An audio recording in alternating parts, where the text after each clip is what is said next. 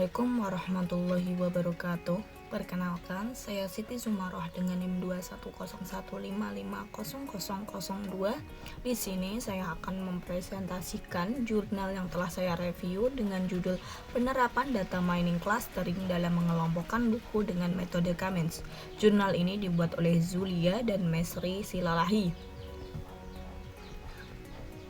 Untuk latar belakang sendiri, di mana di era teknologi informasi saat ini, untuk mengelola data itu sangat memegang peranan yang sangat penting, di mana menurut masyarakat ini untuk meningkatkan pengetahuan dan kemampuan teknologi, di mana ketersediaan informasi menjadi kunci dalam pengambilan keputusan. Namun seringkali terjadi kendala seperti keterlambatan informasi dan kesulitan mencari data. Nah, dari permasalahan itu juga dialami oleh perpustakaan Masjid Jabal Arafah di Kota Batam yang menjadi tempat menimba ilmu bagi berbagai kalangan, di mana perpustakaan ini memiliki luas area 50 meter persegi dan memiliki aneka koleksi buku yang sangat beragam. Namun, seringkali buku yang dipinjam itu tidak sesuai dengan stok yang ada. Itu bisa mengurangi minat baca masyarakat. Untuk tujuan penelitiannya sendiri, penggunaan metode Kamens ini agar pihak perpustakaan dapat mengetahui pengelompokan buku antara buku yang dipinjam diperoleh dari transaksi peminjam buku dari daftar buku pengunjung, agar dapat mengetahui buku yang banyak dipinjam sehingga pihak perpustakaan dapat menambah jumlah koleksi buku tersebut. Dengan adanya persediaan buku yang lengkap diharapkan menambah minat baca masyarakat di perpustakaan tersebut. Untuk tahap penelitiannya di sini pertama adalah tahap pengumpulan data, di mana ini dilakukan melalui wawancara dan data yang diperoleh dari data transaksi peminjaman buku. Kemudian data mining clustering. Metode ini mengidentifikasi kelompok dalam sebuah kasus yang didasarkan pada kelompok atribut yang memiliki kemiripan. Yang ketiga adalah algoritma Kamens. Algoritma Kamens yaitu menetapkan nilai-nilai clustering secara acak, di mana nilai tersebut menjadi pusat dari cluster atau disebut sebagai centroid, main atau mains. Dan yang terakhir adalah implementasi RapidMiner, di mana mencocokkan data yang diperoleh dengan menggunakan algoritma Kamens. Nah, tahapan algoritma Kamens sendiri yang pertama adalah seleksi data, di mana data peminjam buku yang akan diolah yaitu pada tahun 2016 sampai 2018 dengan jumlah data sebanyak 36 yang diambil dari jumlah peminjam tiap bulannya.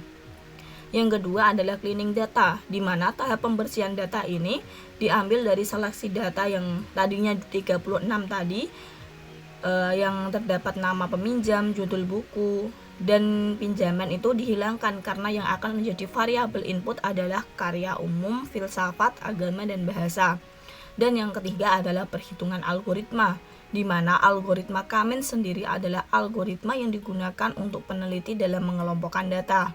Dan berikut adalah proses algoritma Kamens, yaitu yang pertama perhitungan, menentukan jumlah klaster, di mana klaster yang telah ditentukan sebanyak 3 klaster sehingga dapat ditentukan untuk nilai K-nya sendiri adalah K sama dengan 3. Yang kedua, menentukan titik pusat klaster. Titik pusat klaster secara acak atau data objek yang tersedia sebanyak jumlah klaster K yang telah ditentukan. Ini adalah tabel titik pusat klaster yang digunakan, yaitu di mana C0 pada bulan Februari 2016, C1, C2 dan sebagai berikut. Yang ketiga adalah menghitung jarak setiap data pusat klaster, yaitu menggunakan rumus di bawah ini, yaitu Euclidean distance. Selanjutnya menentukan perhitungan jarak setiap data untuk iterasi yang pertama, yaitu menentukan C0K1 sampai C2K4. Selanjutnya, alokasikan data ke dalam centroid yang lebih terdekat, di mana alokasikan masing-masing objek ke centroid terdekat dengan cara mengelompokkan berdasarkan jarak minimum objek. Nah, tadi adalah jarak minimum objek ada 3, di mana C0, C1, dan C2. Ini dihitung sampai K36. Nah, karena tabel iterasi yang pertama di samping ini belum terlihat kesamaan pada setiap nilai klaster, oleh sebab itu harus kembali mengulang langkah kedua hingga nilai centroid tidak mengalami perubahan dengan cara menentukan C0 yang baru. Nah, Di sini melakukan iterasi lagi pada klaster 0, klaster 1, dan klaster 2. Nah, berikut adalah perhitungannya C0 sebagai berikut. Ditentukan dari C0,1 sampai C0,4 sampai C2,4. Nah, maka hasilnya akan tampil seperti tabel di samping, yaitu tabel 2 klaster baru iterasi pertama dengan data sebagai berikut. Kemudian dilakukan ulangi langkah ketiga untuk mengganti nilai sentroid tidak mengalami perubahan lagi, yaitu menghitung jarak dan pengelompokan data iterasi kedua.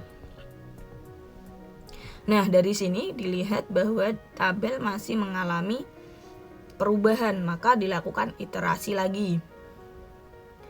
Nah, dilakukan iterasi lagi, maka menghitung tabel iterasi kedua, iterasi 1, dan iterasi 2. Nah, untuk itu maka ditentukan C0 barunya, yaitu data sebagai berikut ini.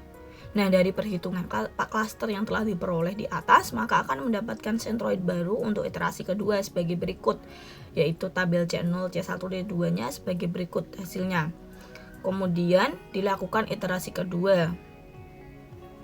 Nah, hasil perhitungan jarak pengelompokan data iterasi ketiga ini bisa dilihat di samping ini, bahwa C0, C1, C2 sampai K36 ini ternyata datanya sudah tidak berubah, maka perhitungan sudah berhenti.